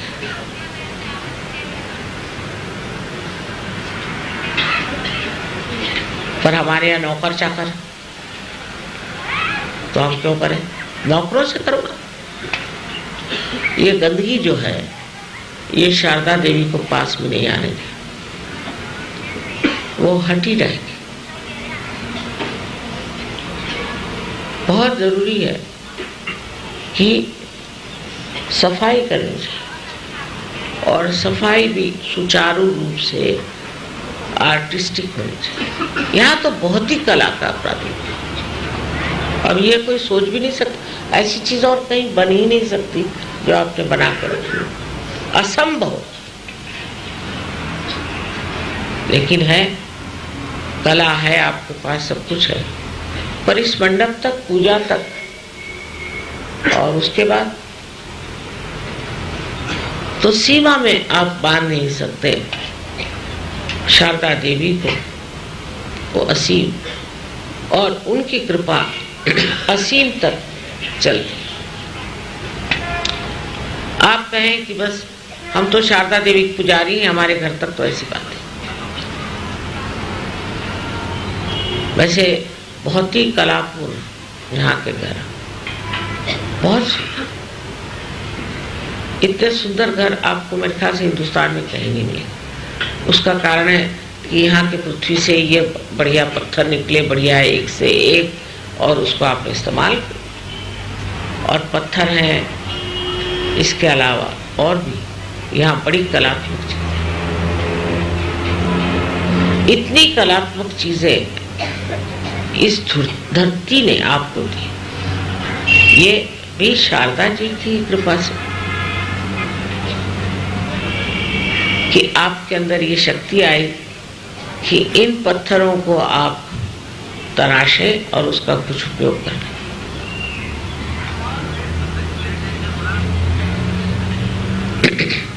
जैसे कि टर्की में बड़ी गरीबी आ गई,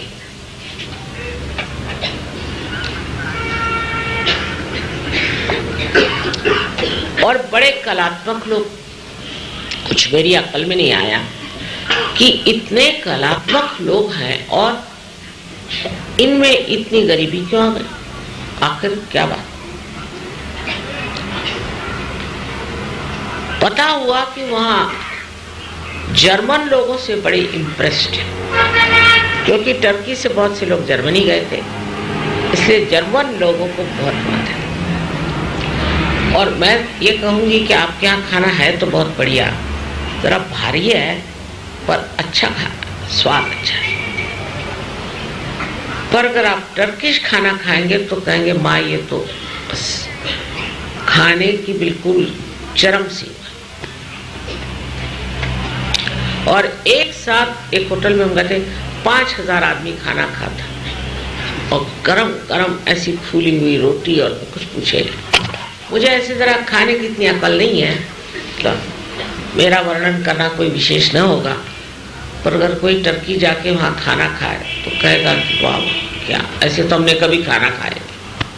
बहरहाल जो भी, इतना अच्छा वहाँ खाना मिलता है कि परदेश से लोग आकर के खाना खाएं। पर आपको हैरानी होगी कि ये टर्किश लोग जर्मनी से खाना मंगा खाते और कपड़े सिलते हैं वहां, जर्मन भेजते हैं कपड़े, वो सिले जाते हैं टर्की में, फिर वापस जाते हैं जर्मनी और फिर वहां से इंपोर्ट होते हैं।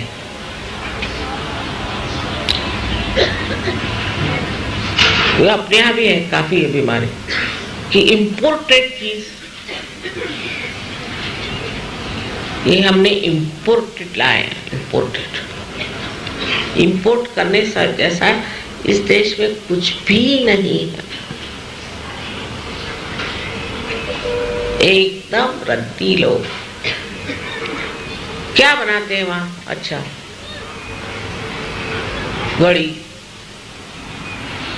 घड़ी बनाए, ये तो गुलामी की चीज, बेकार। अपने देश में जो चीजें बनती हैं उसका क्या कहें। उनके यहाँ जो पॉटरी बनती है टर्की में, आपको दुनिया में ऐसी पॉटरी मिले, चाइना से भी बेटर। लेकिन उनके रोजनथाल के डिनर सेट में खाना खाते हैं। तो आप गरीब नहीं होंगे तो क्या होंगे? और कल हम लोग बड़े गरीब हो गए, कहा और जाओ अब जर्मनी में जाके भीख मांगो, वो भी अच्छा रहेगा। तो शारदा देवी की जिस देश पे इतनी कृपा है, उनको क्या जरूरत है परदेसी चीजों को इस्तेमाल करने की?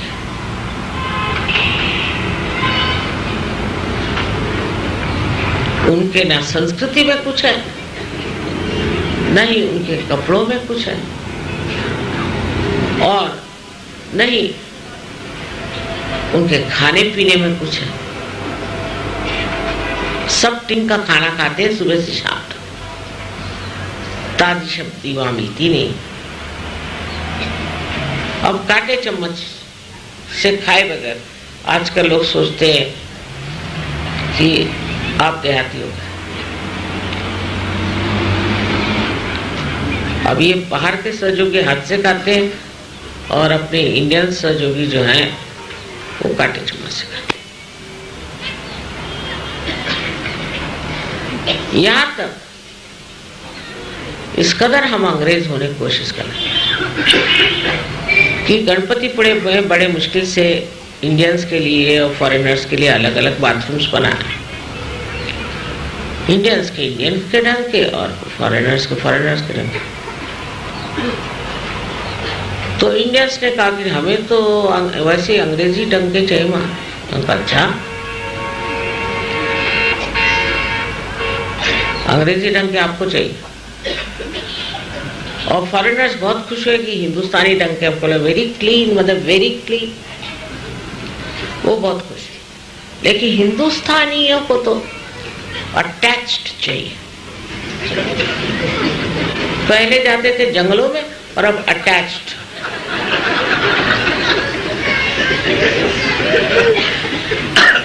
इतनी अंग्रेजियत हमारे अंदर आ गई।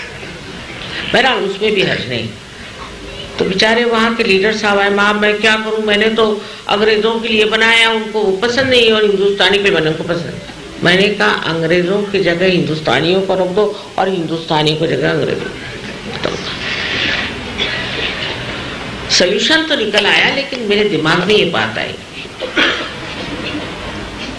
कि ये अच्छी बात है।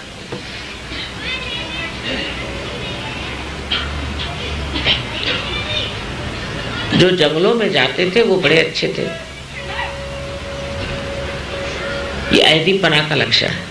हाँ, बुढ़े लोग वो मेरे समझ में आए,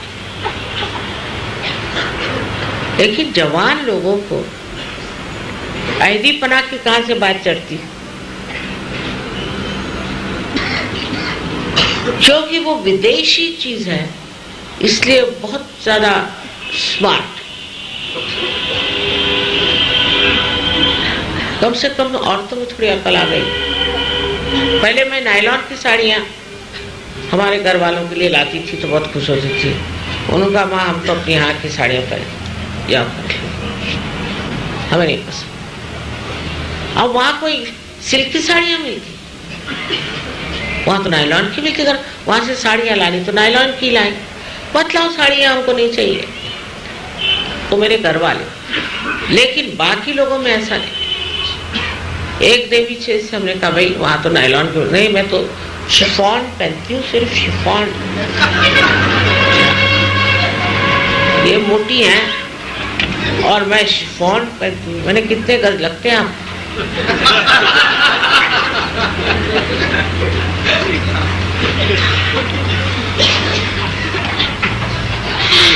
और इस कदर हम लोगों में जो पहले की औरत की शालीनता थी, वो पैसा को बचाती थी, रोकती थी। और आज औरतों का हाल ये है कि वो आदमियों से भी ज्यादा खर्च करती है।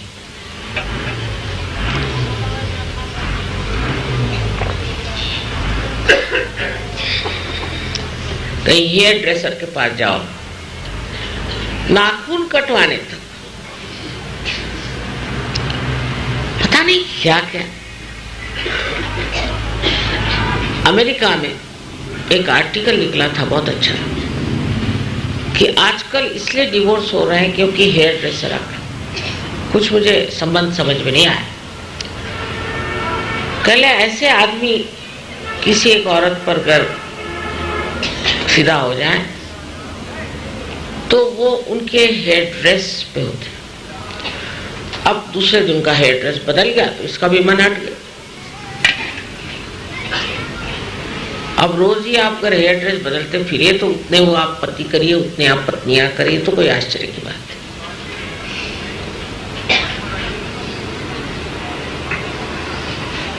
उनसे पागलपन सीखने की अपने को जरूरत नहीं है। कम से कम हिंदुस्तान में औरतों ने अपना तरीका छोड़ा नहीं। बहुत सी औरतों ने छोड़ दिया, लेकिन जिनको घोड़े पर तो छोड़ो, गधों पर भी बैठना कभी हुआ नहीं। वो हम देखते हैं जिस तरह से उनका बर्ताव शोभा ही नहीं देता है एक हिंदुस्तानी स्त्री। जिस तरह से वो चलती हैं, घूमती हैं, अपने को समझती हैं। जिस दिन औरत ने अपनी शालीनता छोड़ दी, उसी दिन उसके अंदर से जितना कुछ शुद्ध कला का स्वरूप कहिए या स्त्री का स्वरूप, पत्नी का स्वरूप, माता का स्वरूप, सब खत्म हो जाए।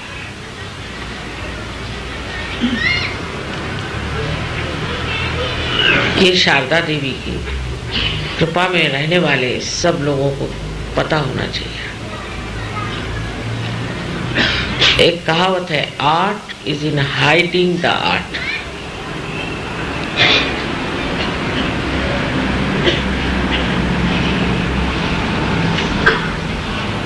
कि आप जो भी कुछ करते हैं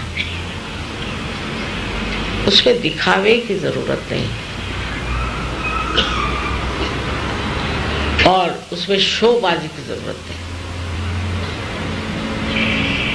किंतु आप जो कुछ भी करते हैं, पहनते हैं, वो ओढ़ते हैं।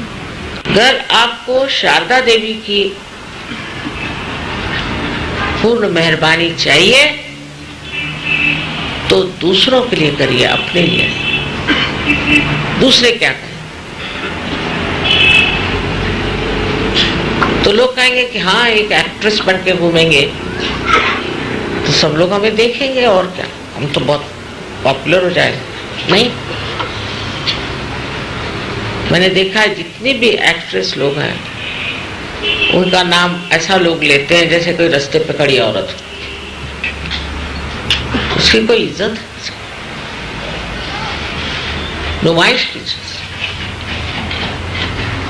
सारी चीज में भी शारदा जी का एक आवरण होना चाहिए। संगीत आपको मालूम होना चाहिए, चाहे देहात का ही। ऐसे भी लोग मैंने देखे हैं कि जो औरंगजेब से भी पढ़ते, उन्होंने संगीत जानते नहीं लेकिन बोलेंगे बहुत।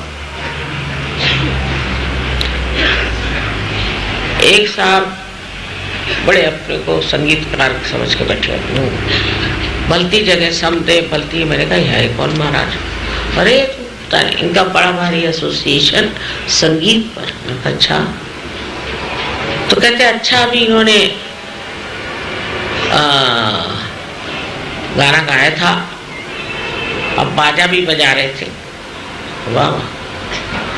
तो इनसे ये कहिए कि ये दरबारी गाए। तो मैंने दरबारी तो गा चुके भाई, अभी दरबारी गा चुके, आप कहे दरबारी गाएं।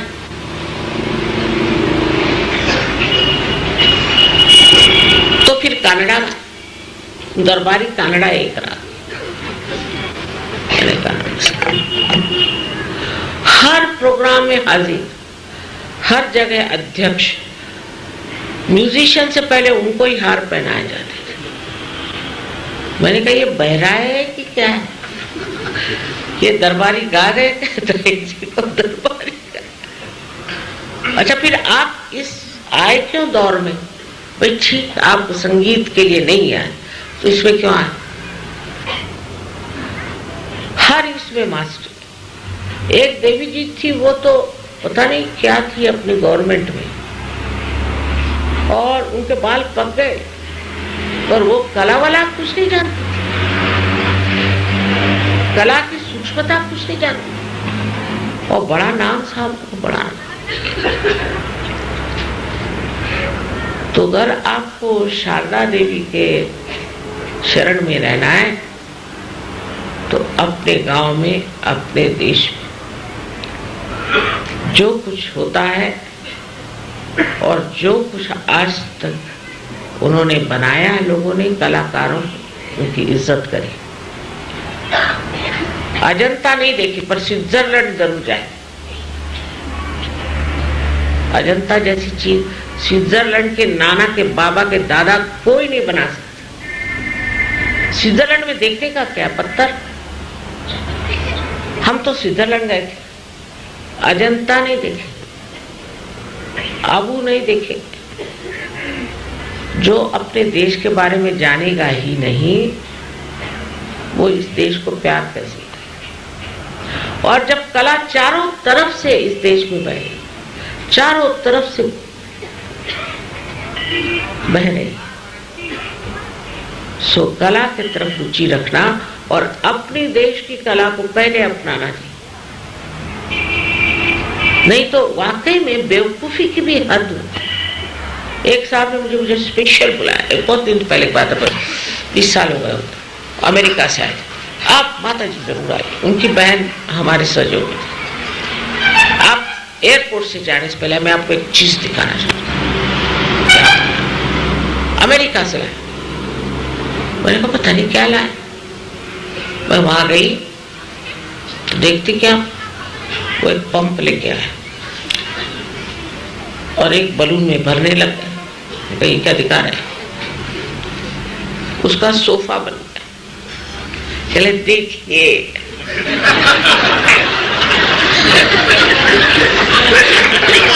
अब बिराजिए इसको। मैंने कहा भाई देखो, मेरे पास बहुत ज्यादा वाइब्रेशंस हैं, उससे फट जाएगा।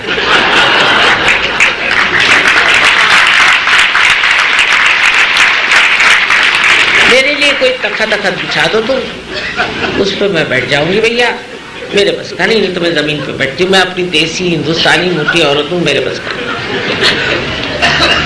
अरे कल आपको कोई इम्प्रेशन ही नहीं पड़ा।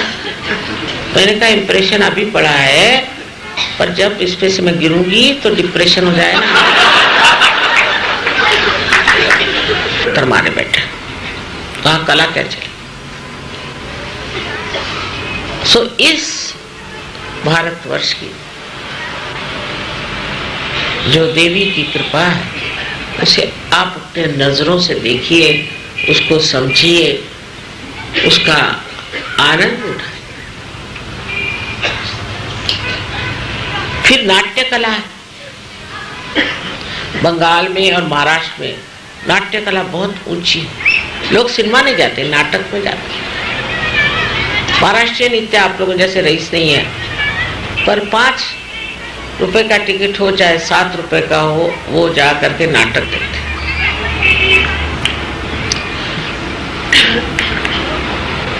जिसमें नाट्य कला हो। पहले सिनेमा बहुत अच्छे होते थे, लेकिन अब सिनेमा तो गड़बड़ा गए, अब नाटक भी गड़बड़ा जाए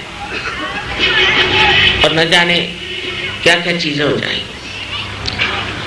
कुछ कुछ ऐसी अजीब अजीब चीजें देखने में आई है कि लगता है कि शारदा देवी यहां से भाग खड़ी हो जाए। उनका मान तो छोड़ा, उनका बिल्कुल अपमान लोग करते हैं।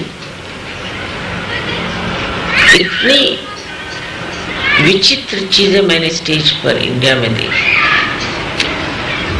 कि मुझे आश्चर्य लगता है कि अभी तक चल कैसे रहे।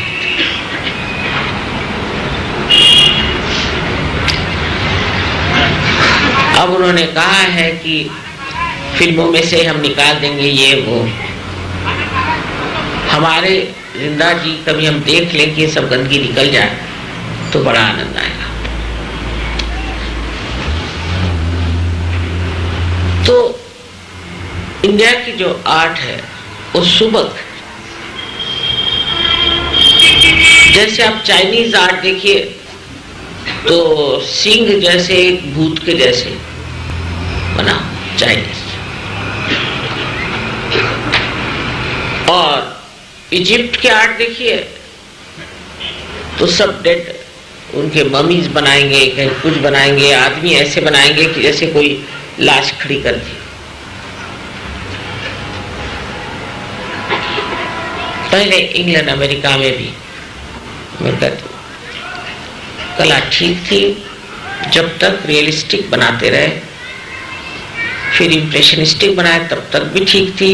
पर अब जो वहां मॉडर्न कला बन गई है, ये आपके मेरे और किसी भी इंसान के बस की ऐसी विकृति आ गई है कि लगता है शारदा देवी वाकई भाग गई है इन दोषों से। और जितनी गंदी और जितनी उल्टी सीधी और जितनी अधर्मी पिक्चर बनेगी उतना ही उसका दाम लगेगा सिनेमा में।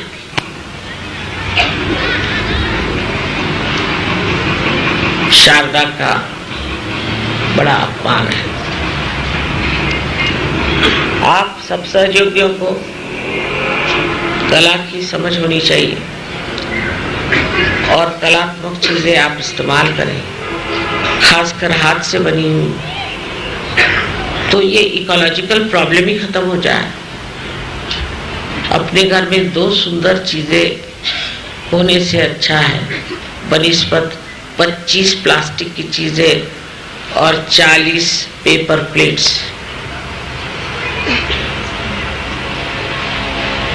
ये अपने भारत की संस्कृति जिसके रोम रोम में शारदा का प्रकाश।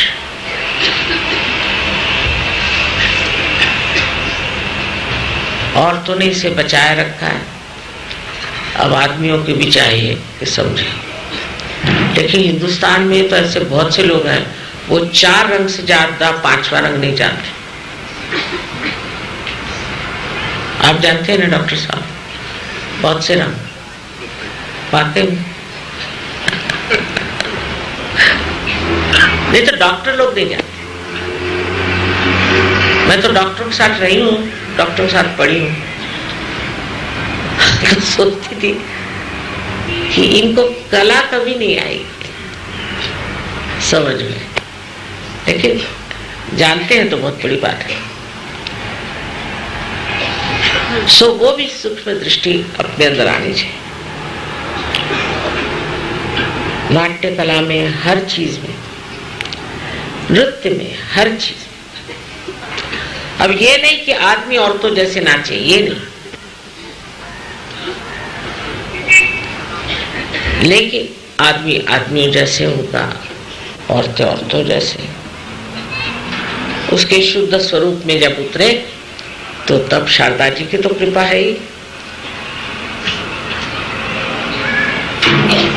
संगीत में, नृत्य में, हर जगह हमने बहुत बार देखा है कि लोग जब हमारे सामने बजाते हैं तो बड़े जल्दी उनका नाम बढ़ जाता है, बहुत नाम होता है, बहुत अच्छा बजाने लगता है। शारदा जी की कृपा हो गई उनके ऊपर। लेकिन आपको सुन के आश्चर्य होगा कि हमारे देश का जो संगीत और नृत्य है ऐसा कहीं भी दुनिया में नहीं है, कहीं भी।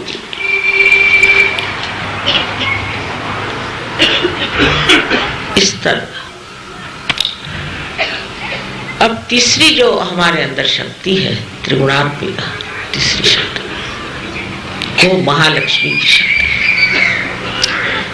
अब लक्ष्मी जी की पूजा तो अभी करके आए टर्की में, वहां गरीबी आ गई इसलिए, पर जब तक वो जर्मनी से सामान मंगाना बंद नहीं करेंगे तब तक उनकी गरीबी नहीं जाने वाले। कल हमको उसी का टेस्ट हो गया। मैंने कहा वाह भाई, अब भूखे मरोगे तो क्या होगा। तो वहां मैंने सोचा लक्ष्मी जी की पूजा हो जाए, तो वहां हो गए, दिवाली वहीं हुई। अब महालक्ष्मी की जो पूजा है ये सिर्फ साधकों के लिए। जब लक्ष्मी जी का पूरी तरह से उपभोग ले लिया और बहुत हो गई लक्ष्मी, जैसे बुद्ध को हुआ था, महावीर को हुआ, तो उपरति आ गई। और उपरति आने के बाद में वो परमात्मा को खोजने निकले। ये जो खोजने की शक्ति है ये महालक्ष्मी शक्ति है। अब महालक्ष्मी का टेम्पल है अपने कोल्हापुर में, स्वयंभू है, तो वहां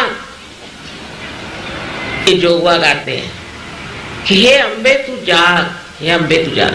नामदेव ने लिखा 16वीं शताब्दी। वहां के ब्राह्मणों से मैंने कहा कि महालक्ष्मी के मंदिर में ये क्यों गाते हो भाई, अम्बा जी का, ये तो अम्बा जी का गाना। चले पता नहीं अनादि काल से चल रहा है ये यहाँ पे गाना, जब से नामदेव हुए। तो अम्बा कौन है? कहले देवी है ना अम्बा भी। मैंने कहा आपको इतना ही मालूम? मैंने कहा कि आपको तो मैं नहीं समझा पाऊंगा, ये बड़ी मुश्किल है। फिर महालक्ष्मी के मंदिर में ही अम्बा जाती, वो कैसे? मध्य मार्ग जो अपना है वो है महालक्ष्मी का। उस मार्ग में आपकी सारी खोज लेफ्ट की, राइट की, बुद्धि की सब खत्म हो जाती है।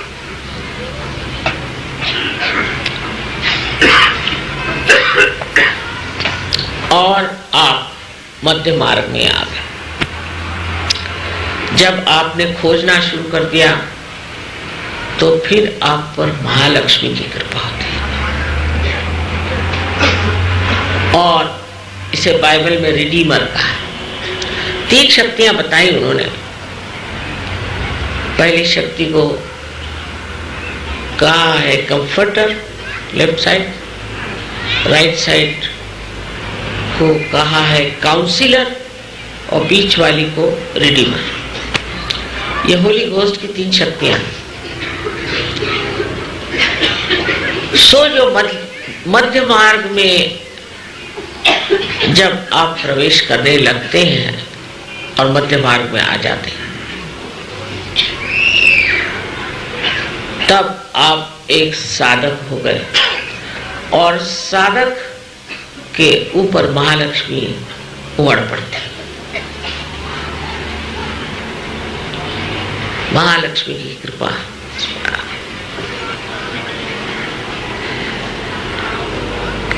महालक्ष्मी की शक्ति में चढ़ना बहुत मुश्किल है, क्योंकि कभी मन लेफ्ट को जाता है, कभी राइट को जाता है, कभी लेफ्ट को जाता है, कभी राइट को जाता है।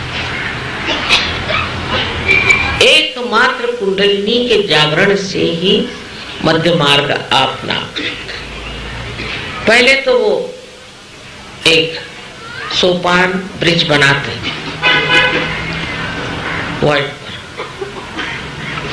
और उससे गुजर करके एक कुंडलिनी शक्ति मध्य मार्ग से ब्रह्मरंध्र को छेदती हुई ब्रह्मांड में एकाकारिता प्राप्त होती है।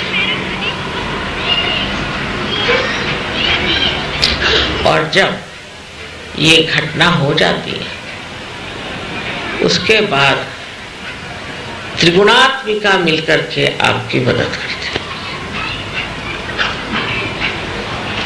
आज्ञा चक्र को छेद कर जब आप सहस्त्रार में आते हैं, तो यह आदिशक्ति का स्वरूप महामाया स्वरूप है। सहस्त्रारे महामाया, सहस्त्रारे महामाया। जब सहस्त्रार को तोड़ने का काम है, तो वह महामाया से, और वो स्वरूप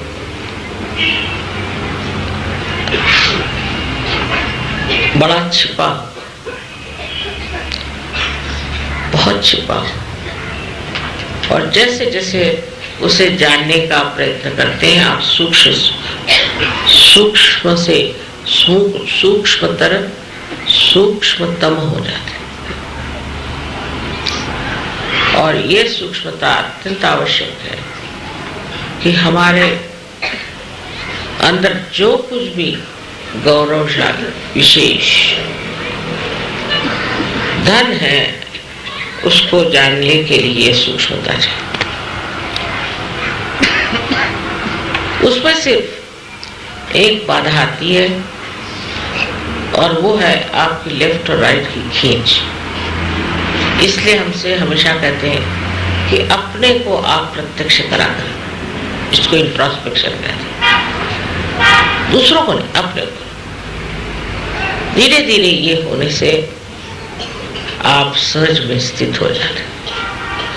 आप चक्रों के बारे में जानते हैं, आप महाकाली शक्ति के बारे में आज मैंने बता दिया, और महासरस्वती के बारे में और महालक्ष्मी के बारे में मैंने बहुत बार बताया।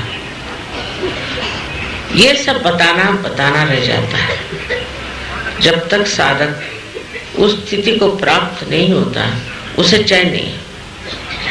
लेकिन स्थिति को प्राप्त होने पर भी उसको इस्तेमाल करके देखना, नहीं तो ये विश्वास पक्का नहीं बनता और निर्विकल्प में उतरना मुश्किल हो जाता है। आज का लेक्चर कुछ ज्यादा होगा, क्योंकि विषय ही ऐसा कुछ था। ये तो तीनों शक्तियों का वर्णन किया,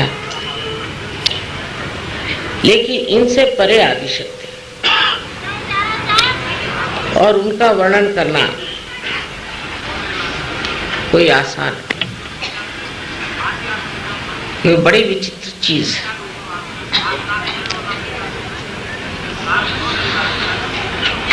उनका वर्णन करना तो कठिन काम।